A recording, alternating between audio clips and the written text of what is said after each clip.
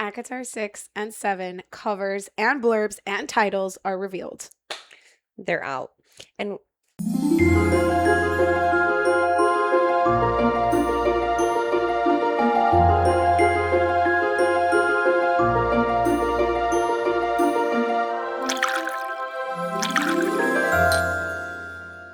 breaking news. Not only breaking news, but I texted her at like, I don't even know, 8 in the morning. Yeah. And I was like, emergency. And then I was like, wait, I don't have anything confirmed. There's no like set place where Bloomsbury. Like, it's fake. Never mind. It's fake. And then like a little bit later, I was like, never mind. Yeah. It is real. No. And then it's so crazy. This is actually exactly why I think she has waited so long, because she didn't even post it. Okay. And people were, I don't know what they did. They sourced from her website. Yeah. And they pulled it when it wasn't even live yet and posted it everywhere. The cover. And I mean, she already was preparing for it because she wiped her whole Instagram. She changed her icon. And everybody was like, oh my God, oh my God, oh my God, oh my God. Yeah. And we got a reveal. So ACOTAR 6 is called A Court of Splintered Harmony. And ACOTAR 7 is called A Court of Forgotten Melody. So lots of music. Right off the bat, way longer names than what we have here. Yeah. And more complicated, I think. Thorns and Roses, pretty self-explanatory. Mist and Fury, Wings and Ruin. Frost and Starlight, I guess. Silver Flames. I feel like it might mean just like a different maturity to the author.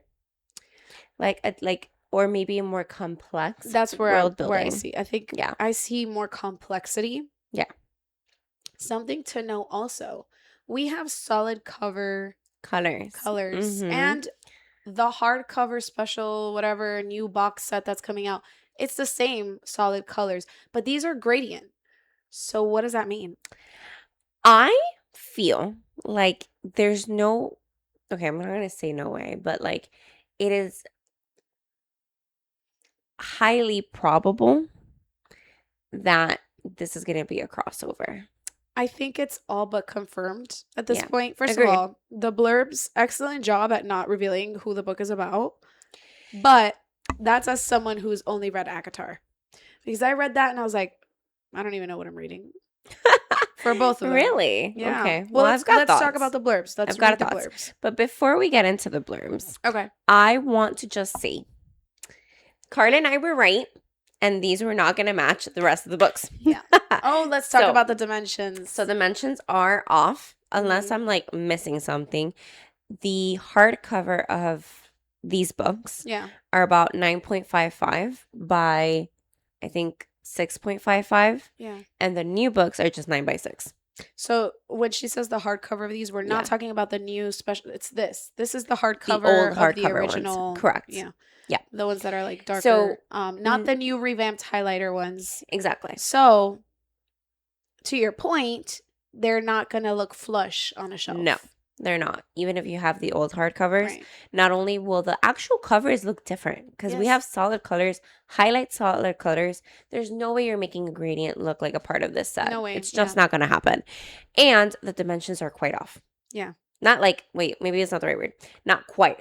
Yeah, I guess, right? Like, it's not like significantly off. It's not like, it's not going to look like this or like that. There's going to be like a slight. Yeah, there's going to be like a slight difference, which I guess look, I'm going to be super honest right now.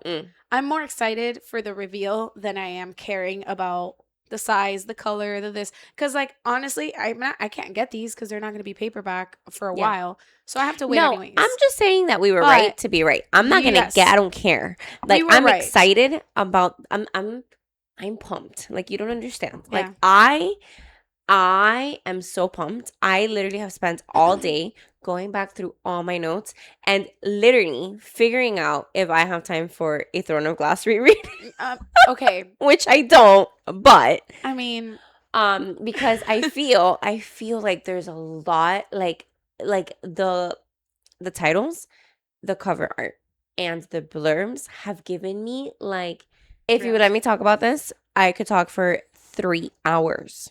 So I feel that you have a deeper well of information than I do because I haven't read Crescent City, and I mean, I read the blurbs and I was like, okay. And I texted you. I was like, yeah, I need to read Crescent City. Yeah, you did. Which, thank God, we finally convinced her that she needs to read it. You have less than 3 months. Yeah. Congrats. Well, thank you. I actually would say you have 2 months, really. Yeah. 2 months and maybe a week. Yeah. Let's talk a little bit about the titles and the cover art because I have some thoughts. Well, yes, but I just want to quote what she wrote as her description when she revealed each book. Yeah. So for A Court of Splintered Harmony, her caption was, "What was broken will be remade." Okay. Interesting. What the fuck is broken? As far as I know, nothing. The cauldron. Okay. Never mind. Bond. For A Court of Forgotten Melody, which is the 7th one, she has written in the caption, "What was lost will be reclaimed." Mm-hmm. What was lost? Trust. Whose trust? The Night Courts. Why? Something's going on. Crescent City, that's why, right? I mean, there's a couple things, and I feel like I've already told you a little bit about what it could be, but I think through this episode, we'll figure out if Carla is willing to deal with a spoiler or not. For the sake of our audience. I might just cover my ears and you could say it. Okay.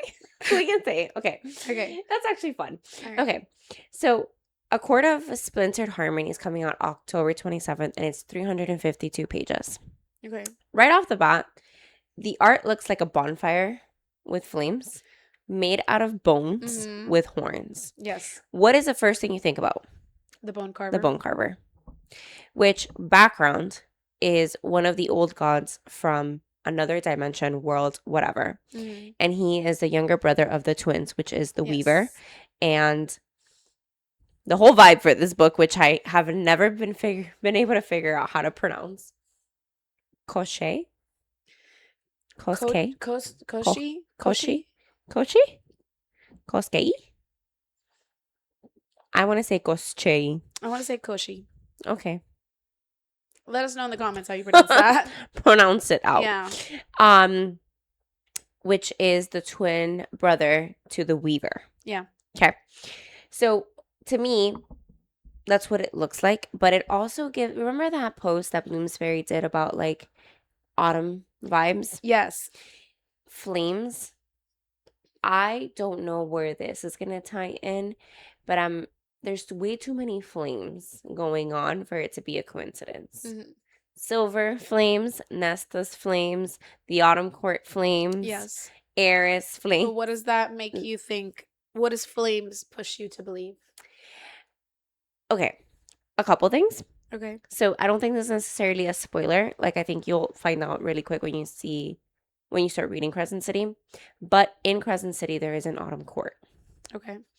And I think it's going to tie into this because it's the only court that you see in Crescent City. And I'm just going to show her because I feel like that's fun. When you look at this map, okay, the Autumn King's Villa. Okay. This is the only sort of, like when I first read Crescent City, I was like, what's the Autumn King doing there? I'm not going to say anything else. But all I'm saying is it might not just be what we're used to what the Autumn Court is in ACOTAR. Mm-hmm. It could also be part of this crossover. So,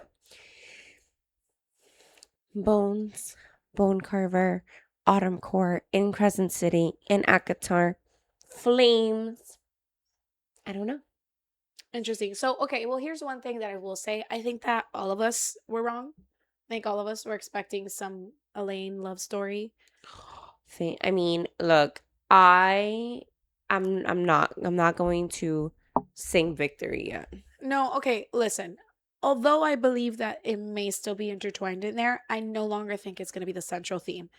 Hope not. Book 5. Let's just be completely honest.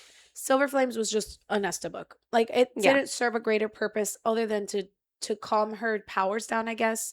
Give the cauldron back something. Unite Cassian and Nesta. Maybe it serves a purpose in Crescent City. There's a lot of lore in Silver Flames. If you can get past Nesta's... Okay, I'm not going to go there. Well... Go ahead. Yes, there are things mythical things that are talked about, but the bulk of the book is Nesta, her trauma, and her relationship with Cassian. Yeah. Even like the otherworldly, like I was like, okay, what's gonna happen? Like, is there a Hybern plot somewhere here? Like, what is the point of this book? Mm-hmm. So, what we know is that we're not gonna get one of those for Elaine. Sure, maybe she's gonna be in there. Maybe no, I agree. Lucien, I feel but safe I feel saying, like there's a greater purpose for yes. these next 3 books, that yes. they're gonna be a plot in and of their own. Yeah. And yeah, for sure, maybe it'll be driven by Elaine, or she'll be a very important part of it, or maybe it's not even going to be Elaine. Maybe it'll be Azriel, whatever. Yeah. I feel confident that I don't think it's going to be an Elaine book. I think she might think if it is an Elaine book, it's not going to be. It's going to be unconventional. I don't think it's going to be what we believe. Yeah. Or expect it what it would be like to be in her POV fully. Right. Like where I expect an Elaine book to just bore me to tears and have to deal with like her and her desire to be a human and her reluctance with Lucien and something like that. I don't think that's what this is. I think this is going to be very complex. I think there's going to be a lot of things going on. Maybe she will be very important in it, but I think that whatever role she plays won't be this like, it's all about me and my flowers. Yeah. You know? No, I agree with that. Okay. So, a couple things that I feel about this book already, right? So, why don't we just go into the blurb, and then I'm going to talk you through some theories. Let's do it. All right. So, A Court of Splintered Harmony. Romance, danger, and intrigue await you in the breathtaking 6th book in the #1 best-selling Court of Thorn and Roses series. What was broken will be remade. Deep in the heart of the continent, Kochi, the Deathless is stirring. Though he's been bound to a mountain lake for millennia, the insidious threat of his return now spreads across the Fae territories, attracting powerful allies hell-bent on reclaiming what was once theirs, the human lands. The Night Court will not stand idly by while innocents are attacked, but with Prythian still piecing itself together in the wake of the devastating Hybern War, the task of uniting is proving more difficult by the day. To make matters worse, those who rule and protect the Night Court are reeling from recent betrayals and revealed truths. The rifts dividing them seem insurmountable. But to defeat Kochi's creeping shadow, they must find a way back to each other and resurrect their former alliances. To survive, they must find a way to repair the splintered harmony all around them. So, what? For me. Okay. But what I gather is that something happens in Crescent City 3 that is between the Night Court, the Inner Circle, whatever. Yeah. That basically leaves them in shambles. That's what I'm guessing. There are a couple things. If I'm just reading that after reading these 5 books, what the hell is that? What are you talking about? Yeah. What are you talking about? As far as I know, they're all best friends. Yep. So I can't tell you. No, that's fine. You don't have to. I'm saying my perspective. Do you want me to close my ears so that you could say? Are you sure? Why? You won't hear? I don't think. Okay, so I think there's a lot that's going on from Crescent City 3 where we know that Nesta gave certain items to the world in Crescent City, and that created a huge rift, I would imagine, between Cassian herself and Rysand. And there are a lot more things, but Carla cannot hear these. So. Yeah? Yeah. I had to cover my ears and then go like this so that I would hear ticka ticka ticka ticka ticka ticka ticka. So you didn't hear anything? No, because we were like, okay, Crescent City, and I was like ticka ticka ticka ticka ticka ticka. I didn't hear anything. Good.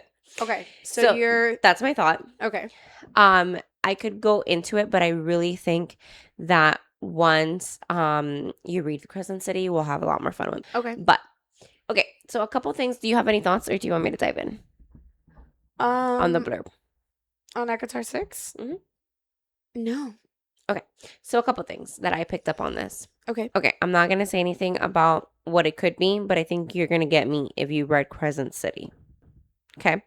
One of the things that we know about Kochi is that his power lets him feed on life itself. And that is a Crescent City spoiler, so I'm not going to continue. But I think you're gonna get what I'm putting down that I can't say now. I can cover my ears real quick. No, it's okay. Okay. We know that an ancient female fae tricked him into the mountain lake. Mm-hmm. There's speculation that we're also going to get a Throne of Glass crossover. So, okay. Yes, because there is something mentioned about a song. Mm-hmm. And that is a Throne of Glass reference. Correct. I also know, as a spoiler, that in Crescent City, I think 3, there's a line that says, Elaine, Fireheart, I don't know the full line, but it's literally defining Elaine, Ash River, Galathinius, and it's in Crescent City. Mm-hmm. So I have a feeling that, yes, there's going to be something I would love to see my girl Elaine again. Because I can imagine Manon coming in and being like, okay, hold on. I can't. I would get too excited. Here's the thing. I can't. When we're reading Throne of Glass is the first series she released, right? Yes. And in Throne of Glass, in Kingdom of Ash, Elaine is hurling through worlds. Yep. And Rysand and a pregnant Feyre watch her just nosedive. Yep. So we also don't know what the timeline of all of this would be. The dimensions are very iffy. I don't think anyone has narrowed it down perfectly. What I'm trying to say is we don't know what version of these characters we would be getting. Would we be getting the Elaine Ash River Galathinius who has just a tear drop of fire in her? Would we be getting the unending flow of fire that she has? Oh my God. Would we be getting Manon, the queen of the witches? Yeah. Would we be getting Manon, the one who's bloodthirsty? Would we be getting a Dorian who has all his powers mastered, or a Dorian who's scared? What version of these characters? I hadn't even thought about that. I literally had not thought about that because I feel like here's the problem. You're actually right, because the only thing that we know of is where the world of Crescent City is where it's at right now, just like ACOTAR. But you're right. Throne of Glass is a big what if, because there are way too many places where they could have pulled her in. Yeah. And the timeline of Throne of Glass, by the way, is a year. That's insane. It is. But it is a year. So it's really not this vast amount of time where you could be year 1, 2, 3, 4. So we don't know what version, if Elaine is in here, or who we're even going to get from Throne of Glass. A descendant, an ancestor. So as part of the spoiler that you already brought up from Crescent City, we already know that there is character or characters in Crescent City that are, who know of Elaine? No, that are descendants of Elaine. So that puts Throne of Glass at significantly older than Crescent City. Right. So when you pull that in, what are you pulling in and how? It's okay. So how about Maeve's dead in Throne of Glass? Is she? As far as we know. I know. I'm just kidding. She's dead. Better vanquished. But she's dead. But remember I told you that like wild theory that I saw on TikTok, and I wish I knew the creator's name. I can't remember right now. But she said something along the lines of like, you know who has a lot of similarities to Maeve's story?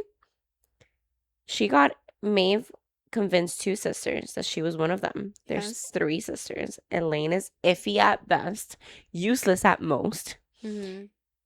She's just weird to me. We don't know anything about her. And also, let's say that there's some truth to this conspiracy. How interesting is it that everybody's just like, yeah, Elaine.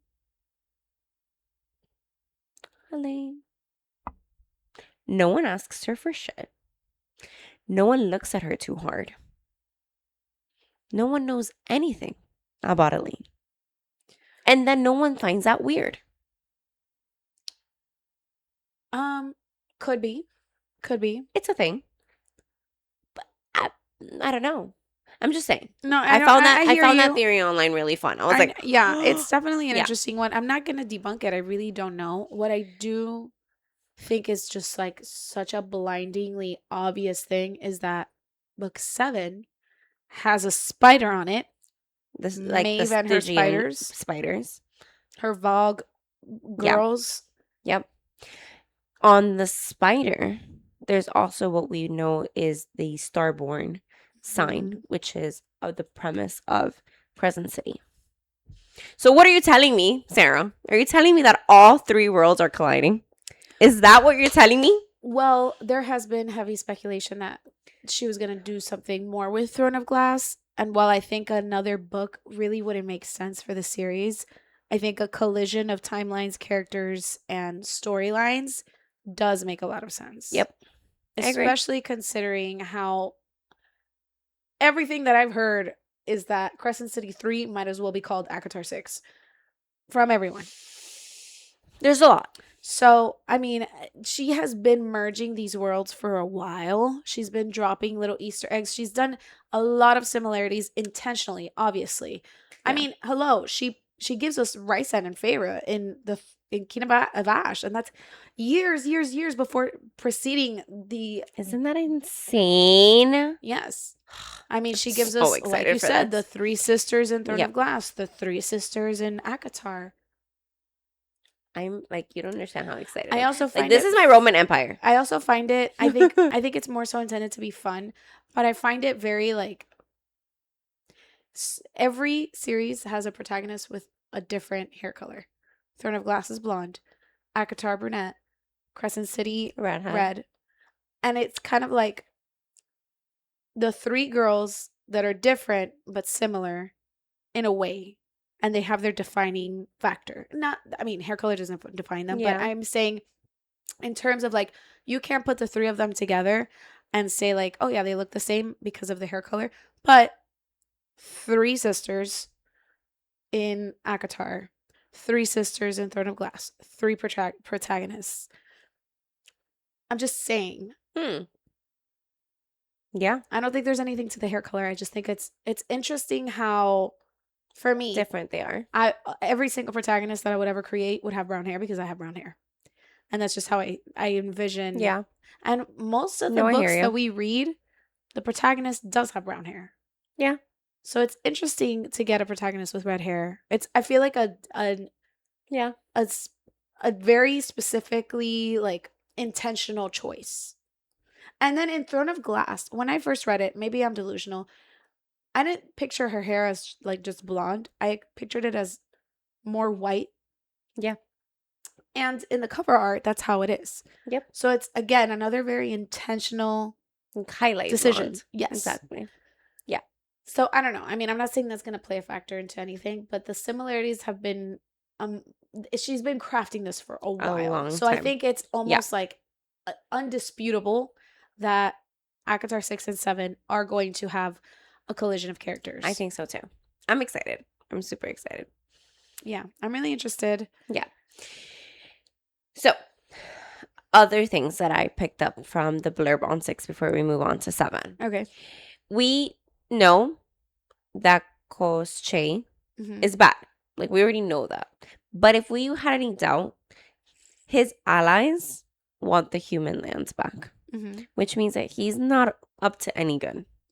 Because he's already on the opposing team of the Night Court. Yeah. Then I saw, because I think it's relatively short after these stories. Because it says that Prythian is still healing from the Hybern War. So we're not getting a book that's like years away. I think it's going to be shortly after this story. Yeah, for sure. And then I also thought, because they keep including the Night Court, it has to be one of their POVs. We don't know what POV it's going to be. This is what I found really interesting is that she gave us a blurb about the villain. Yeah. Said nothing about any protagonists. Yep. And you know this is not going to be from the villain's point of view. Unlikely. Very. I agree. She hasn't done it yet. No, it's true. So, I mean, it's obviously very intentional because she's trying to hide who the protagonist of the series is going to be. Oh my God, I'm so excited. So that's what I've got for 6. Okay. Let's go to 7. Unless you have something to add. I love you. I read that blurb and I was like, excuse me, what is happening? So then we move on to ACOTAR 7 blurb, A Court of Forgotten Meoldy. Splintered Harmony. Hold on. Splintered Harmony, to me, sounds like, I think that obviously they're both part of the Night Court. Like, that's what they're inching towards. Harmony means that a group was working in harmony. Yeah, it could be musical. Well, they both have musical tones, yeah, right? But splintered harmony means that something that was once harmonious is no longer. Mm-hmm. Whereas a court of forgotten melody, to me, sounds like you've forgotten how harmonious it could be. Like a melody that's been forgotten. You don't even know how to get back there. I mean, it's a double entendre. Obviously, splintered harmony is referring to the piece that once existed. Correct. Even though harmony, can also be music. Right. And not to mention that these are called Valkyrie's movement 1, 2, and 3. Okay, so glad that you mentioned that. Why? So the Valkyries played a huge role in Silver Flames. Like the Valkyrie history. Yes. But that makes me feel that this is going to be heavily Nesta based, and I don't want that. I mean, what we know about the Valkyries, right, isn't that they were Legion, that were like even better soldiers than the Illyrians. Yes. But what we know of the Valkyries in book 5 of ACOTAR, Silver Flames, unless something happens in Crescent City, is that the Valkyries at the end of this book they consist of Emerie, Nesta, and Gwyn. So when we say Valkyrie 1, Valkyrie 2, Valkyrie 3 saga, yeah, sure, you could be talking about the mythical Valkyries, but there's present day Valkyries in the world of A Court of Thorns and Roses, and it's Nesta. But this is what's confusing, because then we're saying that this is going to be autumn themed, right? Or not necessarily saying that, but it's hinted with the little Bloomsbury announcement that they were kind of came out with. Again, it's not saying that it's going to be autumn themed, but we're getting the vibe that this is going to have to do with autumn. Then there's Kochi. Then there's the implication that this is going to be a crossover. Yep. But then why Valkyries? And so who's going to be the driving force? There's too much. Yeah. There's too much to make sense of what it's going to be the driving force. Yeah. But I will be honest with you, and maybe when I get to the Silver Flames reread, which is what it is, I thought that was like a sentiment.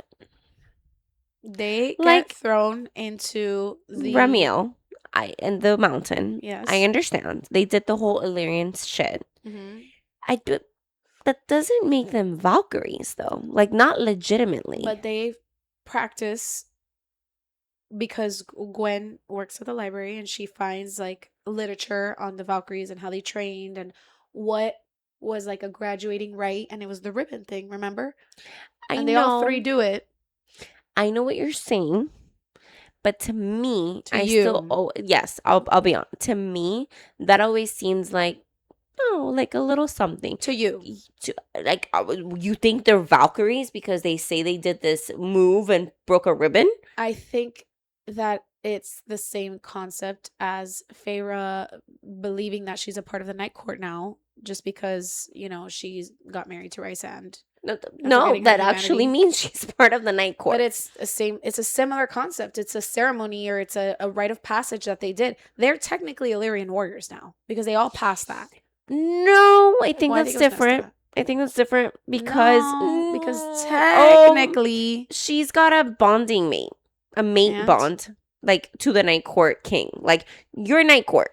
Okay, and they are just bringing up history and doing battle moves that are Valkyrie-like and initiating themselves into Valkyrie. No, because technically it's the same concept as a ceremony, a rite of passage. Like, it is technically. So right here, right now, you think Nesta's a Valkyrie? I think if I was in this world, I'd be like, you're not shit. But that's what I'm saying. I think if she were to argue that point, it's kind of true. There's no lineage. The Valkyrie were a people. Doesn't need to be a lineage. No, they were soldiers. They trained. They underwent all of these like conditioning, and they had. It's like if you were to sign up for the military, you would go through boot camp. Once you graduate, that you would be put into a branch, and now you are a part of the Navy or the Air Force. It's the same concept. And I hear you, and I didn't think this was going to be a fun argument, but I have to double down on the fact that no, it's different, because there's a difference between. You think you're wrong? No, I'm not wrong. You are. No, I'm not, because there's a difference between being initiated into the Navy, and then I'm going to step away from that specific analogy. I understand what you're saying, but I'm going to bring in the Illyrians. I don't really care if you're somewhere from the Spring Court and you train with the Illyrians. You're not an Illyrian. It is a race of warriors. You can be an Illyrian warrior because you've been inducted. That's never happened. So the Illyrian warriors are Illyrian by lineage and training. But the training comes after to the lineage. They're not going to bring any random person to train with the Illyrians. But Rysand only went to train with the Illyrians because he was half Illyrian.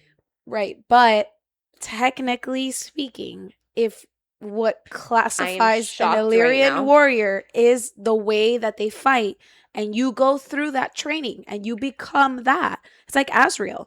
Azriel is an Illyrian warrior. He wasn't because he was Illyrian, but he was kept like in a basement for years. But he was and Illyrian. They don't accept him. But they don't accept him. Hold on, no. Yes, Carla, was Azriel not kept in a basement for years? Carla, because he was a bastard, no? Right? But then he trained as an Illyrian, and they don't consider him one, right? Because he was a no. They consider him an Illyrian warrior. No. Yes, they do. They don't accept him. They don't accept him, but he's an Illyrian. You're talking about two different things. You're talking about two different things. It's the same way that they don't accept Cassian, because Cassian is not highborn, and he has more power. But is he an Illyrian warrior?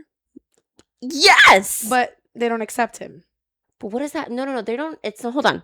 They don't accept him as one of their own. They don't not accept him because he's not. They don't think he's an Illyrian. They know that they're all Illyrians. They don't consider him one of them. Specifically, like how they do with Azriel. They don't consider Azriel one of them. No. Yes. They have judgments towards them, but there's never any kind of like, no, you're not an Illyrian. They don't specifically say that, but because that's not what it is. They don't accept them. It's the same concept.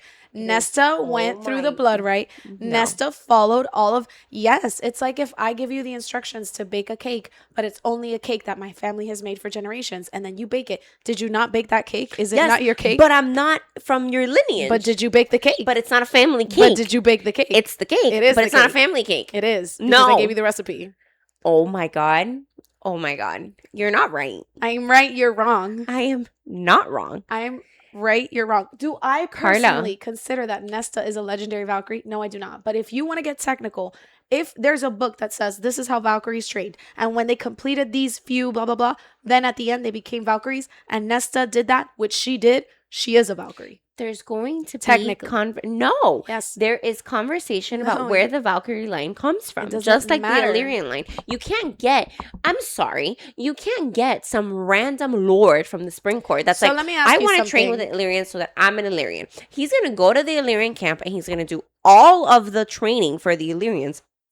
And he's not an Illyrian. So if somebody from a different country comes here and they sign up for the military, and then they go through boot camp and they become part of one of the branches. I know where you're going. They're not a Navy. They're not a sailor. It's not a race. It doesn't matter. It's about the title. Does, because you're talking about the Navy or the Army or whatnot, and this is a subject. The Navy is American, but if somebody from not America or from South America, wherever that is not from the United States, comes to this country, undergoes that training, and becomes an American soldier in whatever branch, did they not? You have to be an American citizen to be a part of the Navy, Carla. Okay, still. No, you're missing the point. No, I'm getting so what? Listen to me. You can be from I don't care where. To be a part of the military, you have to be an American citizen. And okay, you're literally missing the point.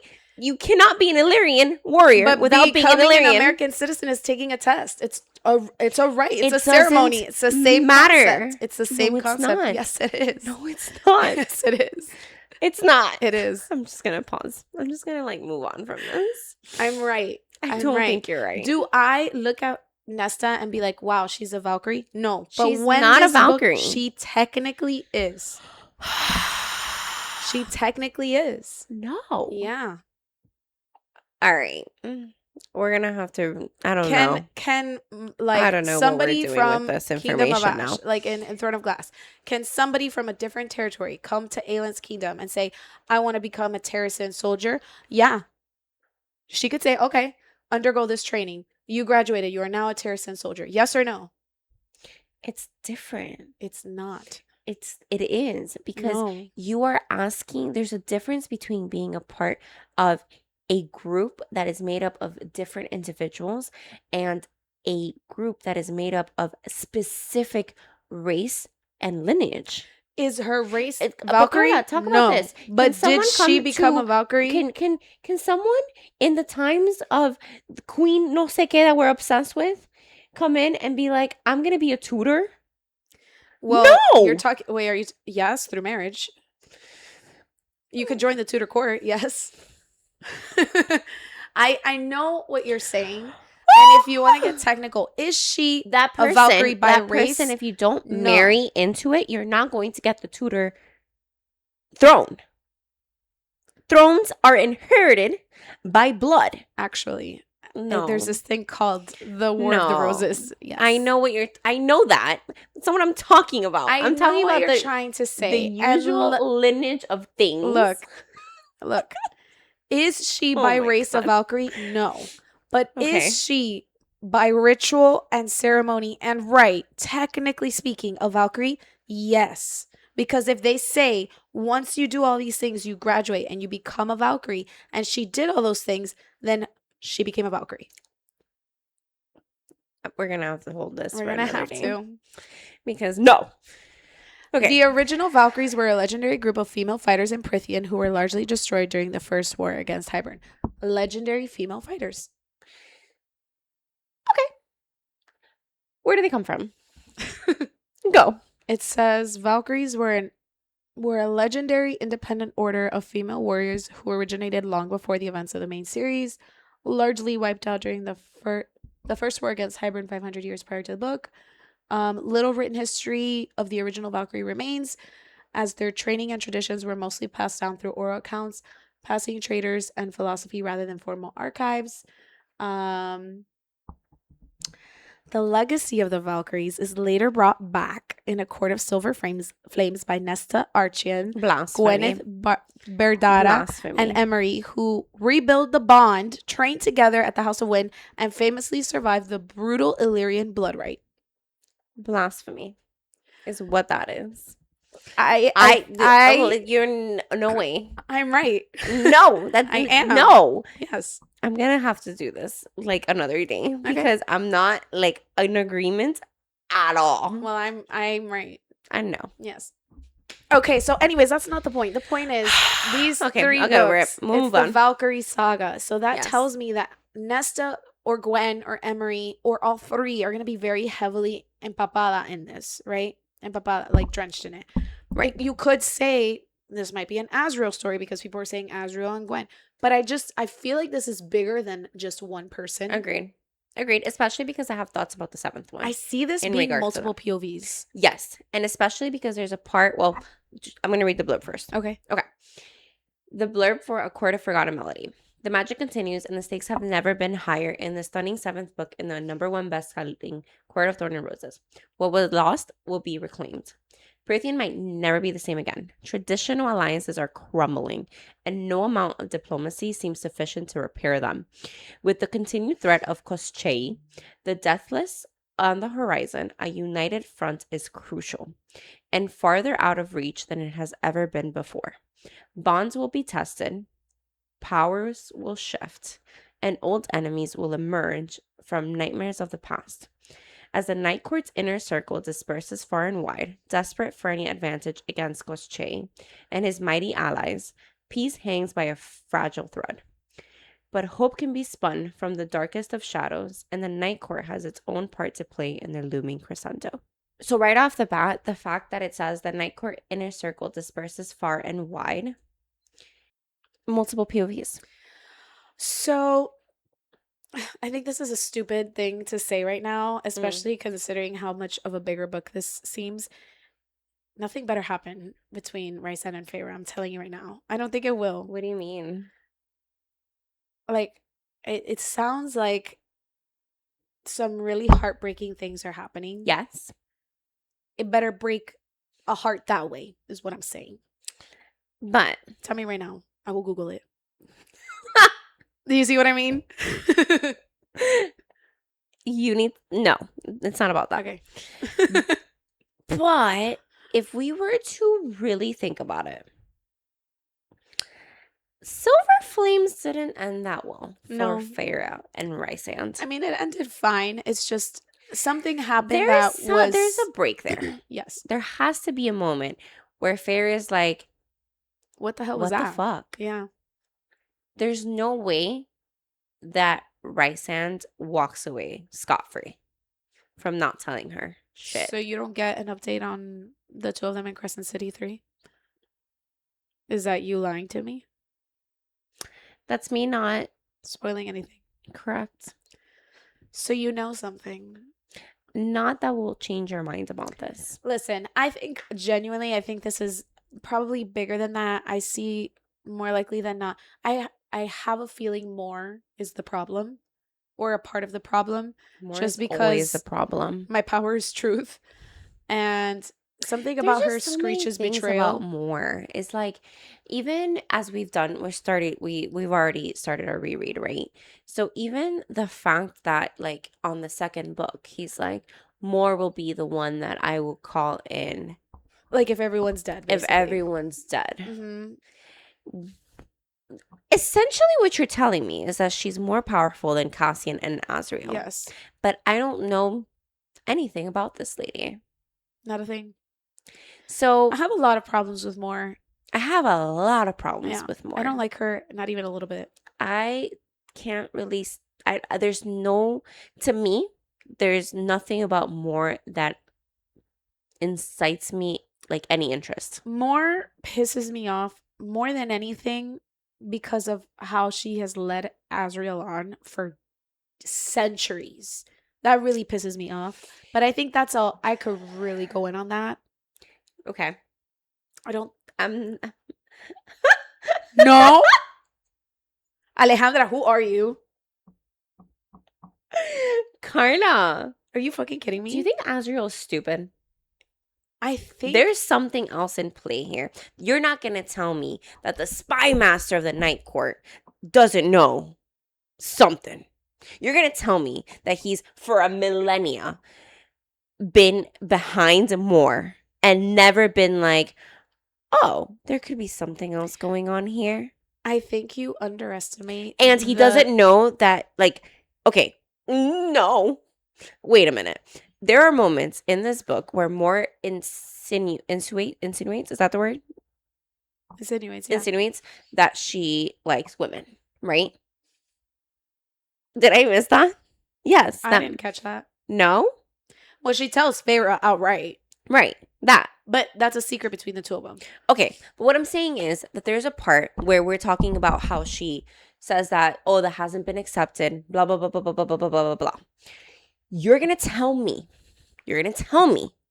that the spy master of the most powerful court in Prythian doesn't know that Mor might not even be into men? I think that you underestimate the power of deeply rooted insecurities. I think we don't know anything about Azriel, or I don't. By book 5, I don't know anything about him. I think he's a humongous question mark.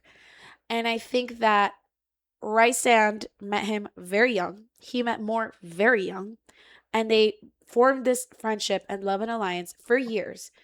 And I think that that's a powerful thing. And I think you could get hung up on someone for a very long time. Not a millennium. Let that color your vision, especially when you have mountains of unresolved trauma. Not a millennium. Yes. Not with your specialties. Yes. No. Yes. No. Yes. Here's the thing. Okay. You're pissing me off. Oh my God, you're pissing me off. You're really pissing me off today. You are pissing me off. This was supposed to be a fun episode. This was supposed to be fun for us. Uh-huh. Okay. Listen. I'm listening. Carla. I'm going to say your middle name next. I'm not. Okay. Listen. Look. I can understand what you said at the beginning, where you're like, I don't like more because of the whole, the surface level aspect that we are told, which is that she's let him on forever. Mm-hmm. You're right. I can't keep it surface with getting to know these characters. I think that's like a look here, so because you don't know what I'm doing why here. Why would it affect him? We don't know. What's affecting him? Like when she has sex with a completely different fae and Azriel's around and Azriel gets all moody and storms off and he's upset. And it's very obviously because of that. He might know something that we don't know. I think not everything has to be super deep. I think how about this? Maybe he does know something, right? But your intention, no, I don't think he has to. But your intention has been to deceive him this whole time. Regardless of what he fucking knows. You have known him for years. Unless there's a cover story between the both of them. He was the one that found her after Eris dropped her off. No.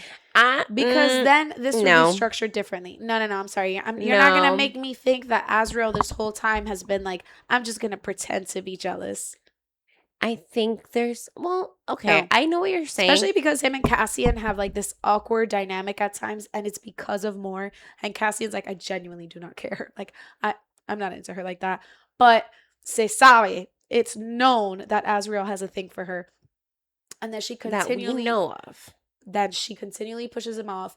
And then she admits to Feyre, I just haven't come out. Which, why? I don't know. But that's what I'm saying. It's too fine. You haven't come out, but you spent thousands of years letting Azriel think he has a chance, and then dangling it in front of his face, only to know that it's never gonna happen, whether he knows or not. Maybe he thinks she's bisexual. What I'm saying is that what you're pointing out is a ridiculous story. No, not you. I'm not saying your thought is not ridiculous. I'm never ridiculous. I know. What I mean is, like, if that were the full truth, it'd be ridiculous. Mm-hmm. I could see how he could be blinded by his love for her. These creatures live in lengths that we can't understand. There's no way. Yes. No. Yes.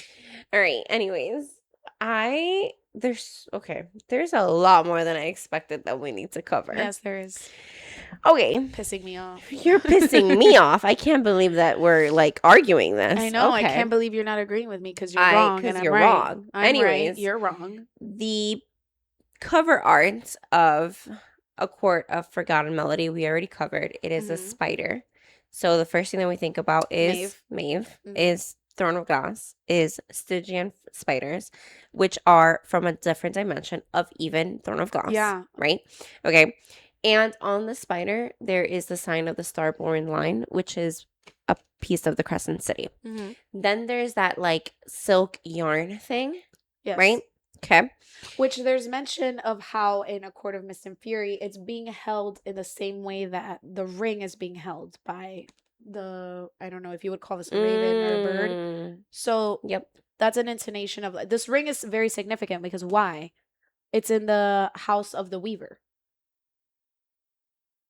Is that what she is? The Weaver? It's in the house of the girl who collects all that shit. Yes. The Weaver. No, you're right. It's in the house of the Weaver and Feyre has to go in there and get it. Yep. And the Weaver is what? Released. Yep. To fight in the war. So what we can assume or infer that is going to be a tie-in to maybe the Weaver and very significant because this ring played a very big part in this book. Interesting. Mm-hmm. I like this a lot. About a lot of shit tonight. Yeah, you too. I'm going to send you with notes fucking home. Yeah. I'm gonna make you rewatch this, and then actually, I'm gonna edit this episode, and I'm gonna mute you when you disagree with me. I'm gonna go to the comments and share exactly what the heck I said. Anyways, it tests bonds, right? That's part of the blurb. To me, this could mean two things. It could mean the very surface level of like the bonds of friendship, the bonds of sisters, but it could also mean the bonds of what a bond really means, which is a mate bond. Rhysand and Feyre. I don't want that to mean that. I know. Or Lucien and Elaine. I think that's a fake bond. So a lot of people have said this. Yeah, I think and some people have said, which I think is a little far out, but it would make sense for it to go more this way. Some people have said that Tamlin, like, you know how he could transform his court into dogs or wolves, whatever? Oh, yeah, okay. That he did something to that effect, which I don't think is likely, but that he did something to that effect with Lucien to have Lucien around Elaine because they're mated. I personally think Tamlin and Amarantha were mated. Really? Yes. You don't? You haven't seen that theory? I have seen it, but I never really bought into it too much because I didn't see any obvious. Well, he could reject the bond. I mean, she's disgusting. Amarantha, the things that she did were horrendous. And I think Tamlin saw how bad it was and decided that that was too bad for him because he's not, I guess, technically the worst. Sentiment really hard with that one. Yeah, I'm struggling here. Yeah. And decided to reject the bond, and that's why. Because why else would Amarantha be so like, be with me, be with me, be with me, be with me, especially when you have Rhysand. But I mean, like, be objective. Like, there's a court of beautiful Fae High Lords, and you're stuck on Tamlin. Well, they have a long history. Yeah. So, you can't be blind to the bonds of youth. You can't be blind to the bonds of time, like Azriel and more. I hate you. Don't play with me. Anyways, bueno, no sé. I mean, there's chatter, and but I think the mate bond between Lucien and Elaine would benefit SJM to stay in the story because she has said repeatedly that sometimes the cauldron makes a mistake, and we haven't seen any examples of that. We've heard of it, right? So, like, for example, Rhysand's dad and his mom. Yeah, they were mated, but they didn't really like each other. But then all we see, even though the Nesta and Cassian bond is strange to me, I don't completely buy it. But let's say, right? Let's just say, we at least agree on one. Let's just say that it's real, right? Yeah. And let's Feyre and Rhysand. So we haven't seen a mate bond that doesn't work. And I think that she has talked about exploring that. I don't think that she would talk so much about it and not come up on her books. It doesn't make sense for her to have them end up together, especially because I really can't see it. Yeah. Okay. Interesting. The other thing. In Throne of Glass, what does Maeve do? Many things. With the mate that is Rowan's. Yeah. She fakes a mate bond. Okay. Is that not a possibility if we're implementing otherworldly characters? 100,000%.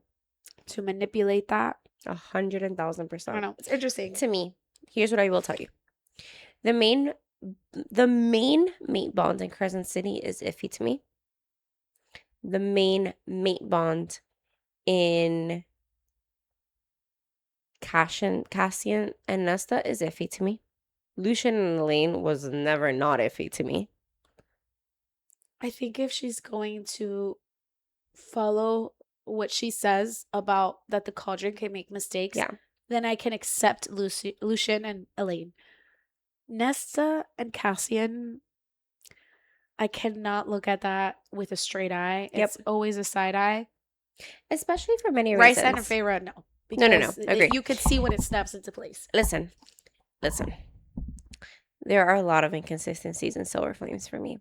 But one of the biggest ones for me was that after they accept the mating bond, they don't do the traditions. Yeah. And they're not obsessed with being with each other. Yeah. Red flag to me. Well, no, because the mating bond comes in different ways, and we see that historically. How? Rysand's parents. No, because the second they were together in the same area, it clicked. But I'm saying you're saying in the sense where they're like obsessed with each other, that doesn't have to go hand in hand with the mating bond. But even Rysand's parents, like, he destroyed whoever was holding Rysand's mom. He misted people right off the bat. Right, but we're talking about an unhinged man. No, you're talking about a mated male. Yeah, but was Rysand's dad a good guy? No, but okay. I'm saying if we're going to hear the rules of a mated male or female, Cassian was not following those. No, because if you're going to follow that, do not do that. If you're going to follow that path, Karna, then Rysand should have misted Tamlin and he didn't. I'm just saying, play by your own rules.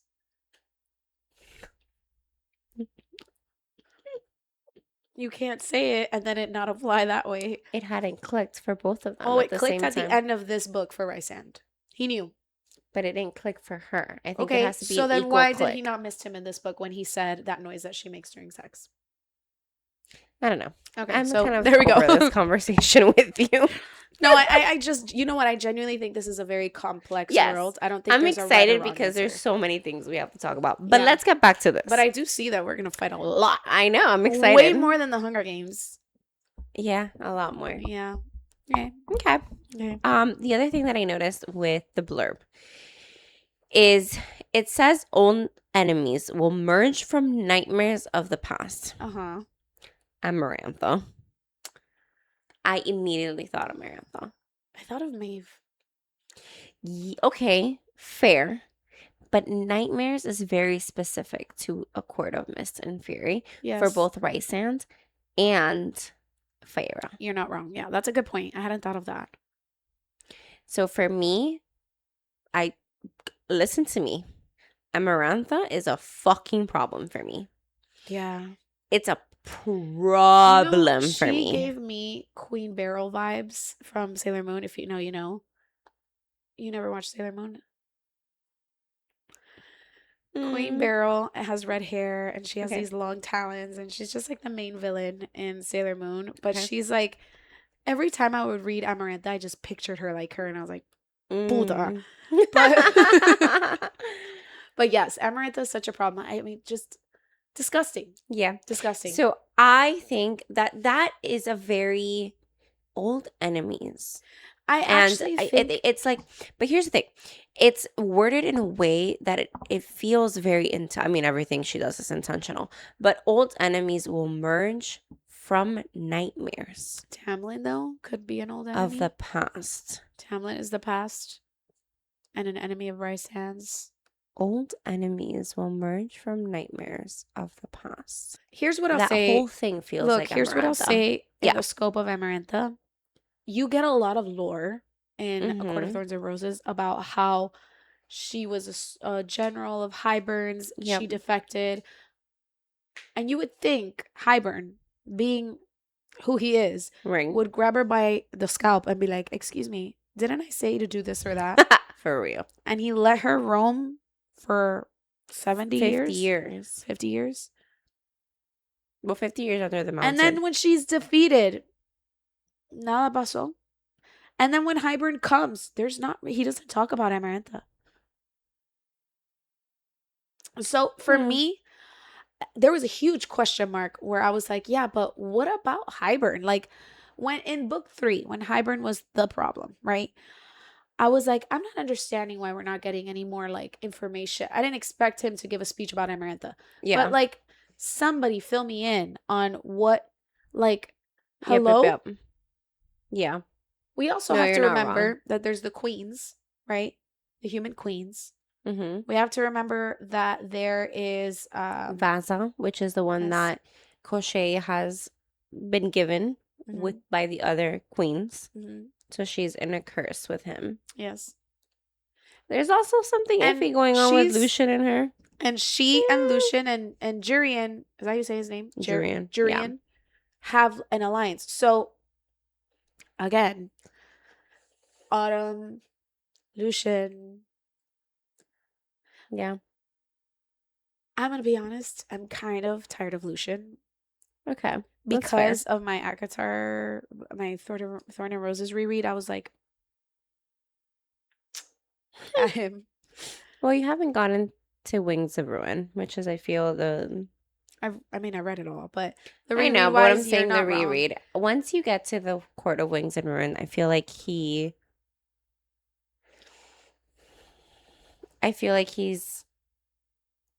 different. I have to finish my reread, so I don't want to staple that I hate him or anything, because I don't. But I feel like you're saying I don't really want to explore his story anymore. What I'm saying is I'm far more interested in hearing about Eris. I'm way more interested in that. 1,000,000 times.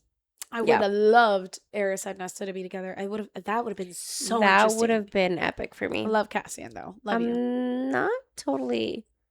I don't think I've written it off yet. What? Eris and Nesta. You don't think you've written it off? I don't see that happening. We'll see. Just me.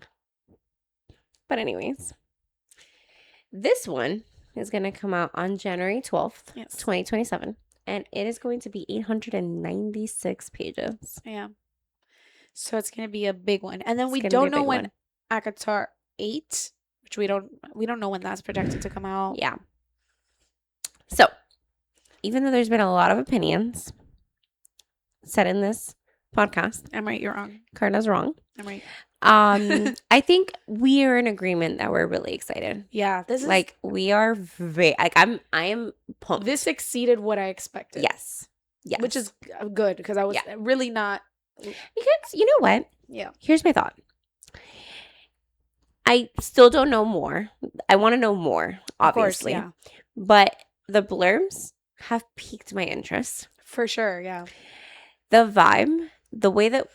Okay, this is not going to be a popular decision, opinion, but I like the covers. Oh, no, the covers are gorgeous. Super, super cool. I just don't like that it's look right. But I feel like we already made our peace with that. After we complained about it for 20 years. Peace with that. Because I was expecting a paperback that would be red, green, pink, white, orange, yellow. I don't know, another color. Violet. Sure. Lilac. But instead, I'm gonna get this ombre kind of, which is fine. It's fine. It's at the end of the day, I'd rather get the book than not. And 100%. The covers are super cool. I just don't love. It's very pretty though. How it's gonna look next to each other. But it's gonna look very pretty with it. Please give me more books. Yes.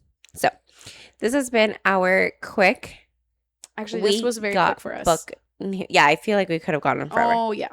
So, this was basically as we're filming. I don't know when we'll put it. But as soon as we can. Right? So anyways, we filmed this on the day that we found out about everything. We're just excited to really just, honestly, this whole channel is going to be about ACOTAR and Sarah J. Maas for the next few months. The long time. Yeah. So we're just excited to have gotten more info. And now we are going to have to patiently wait till October. Yeah. But I mean, we have our work cut out, especially because I have to read Crescent City now. Well, but anyways, let us know your thoughts. Let us know what you think they're going to be about. Who do you think are going to be the central characters? Do you think that we are in the right ballpark? Do you think we're completely wrong? What do you think the gradient covers mean? Yep. And let us know how you pronounce Kochi. Yeah, I'm not even going to try. Yeah. Let us know how you pronounce that. Yeah. Thank you for watching. See you next time. And if there's any more updates, expect another video. Another episode. See you next time. Bye. Bye.